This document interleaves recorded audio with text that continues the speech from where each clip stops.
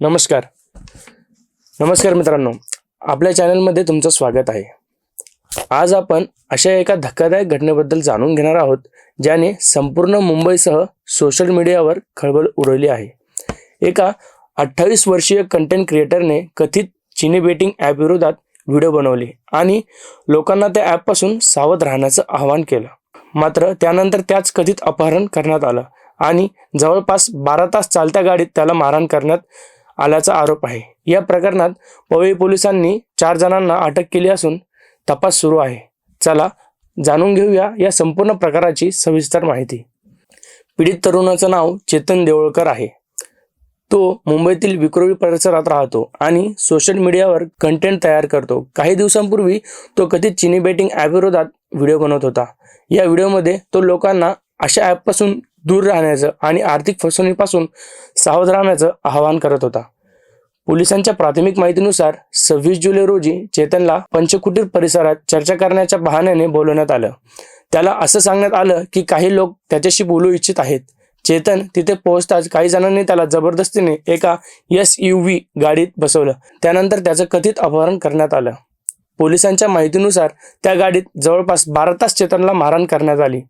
त्याला धमकवण्यात आलं आणि त्याच्यावर मानसिक तसेच शारीरिक अत्याचार करण्यात आले असा आरोप आहे। या घटनेनंतर रात्री उशिरा त्याला नवी मुंबईतील कलंबोली या परिसरात सोडून आरोपी तिथून फरार झाले।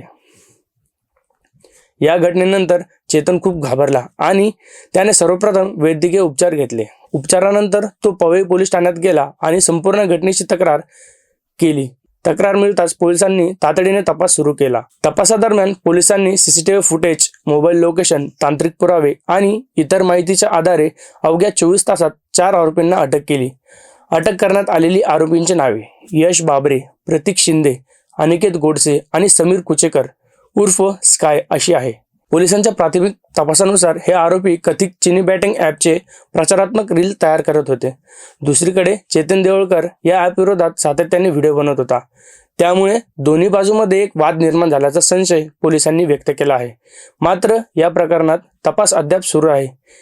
यामागे आणखी कोणाचा सहभाग आहे का, आर्थिक व्यवहार झाले आहेत का किंवा इतर कोणते पुरावे समोर येतात का याचा शोध पोलीस घेत आहेत। या प्रकरणात अपहरण, मारहाण, धमकी आणि गुन्हेगारी कटाशी संबंधित विविध कलमाखाली गुन्हा दाखल करण्यात आल्याची माहिती समोर आली आहे। तपास जसा पुढे जाईल तशी आणखी माहिती समोर येण्याची शक्यता आहे। या घटनेतून एक महत्त्वाचा धडा मिळतो। सोशल मीडियावर संवेदनशील विचारावर बोलताना स्वतःच्या सुरक्षेची काळजी घेणे अत्यंत गरजेचं आहे। अनोळखी व्यक्तींना बोलल्यावर एकटे जाणे टाळावे।